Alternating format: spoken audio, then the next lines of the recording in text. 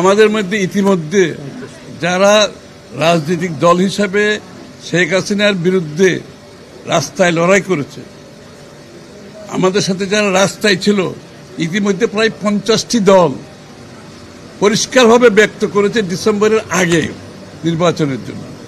এবং সাথে সাথে সংস্কারের যে কথাগুলো বলা হয়, যে সংস্কারের ব্যাপারে যেখানে ঐক্যমত হবে সেই সংস্কারগুলো ইমিডিয়েটলি করে নির্বাচন কমিশনকে বলা হোক নির্বাচনের দিনক্ষণ ঠিক করে রোডম্যাপ দিয়ে নির্বাচনের দিকে এগিয়ে যাওয়ার জন্য।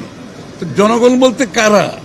এখন জনগণ বলতে যদি কোনো একটা বিশেষ গোষ্ঠী সুবিধাভোগী যারা গণতন্ত্রের বিরুদ্ধে গিয়ে, জনগণের ভোটাধিকারের বিরুদ্ধে গিয়ে গণতন্ত্রকে সংস্কারের মুখোমুখি করছে, অথবা কোনো বিশেষ সুযোগ সুবিধাভোগীদের বিরুদ্ধাচরণ করছে, মুখোমুখি করছে, এটা তো কারো তো বুঝতে কষ্ট হওয়ার কোনো কারণ নাই। সুতরাং 16 বছরের যুদ্ধটা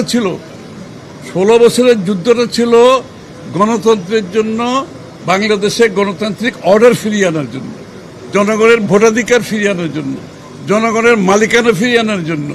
যেই সরকার জনগণের ভোটে নির্বাচিত হবে তারা জনগণের কাছে দায়বদ্ধ থাকবে, জবাবদিহি থাকবে, সেটা যেই সরকারই হোক। কোনো মহামানবকে বাংলাদেশের দায়িত্ব দেওয়ার জন্য বাংলাদেশের মানুষ নির্বাচনে, এই বাংলাদেশের মানুষ আন্দোলন সংগ্রাম করে নাই, ত্যাগ স্বীকার করে নাই।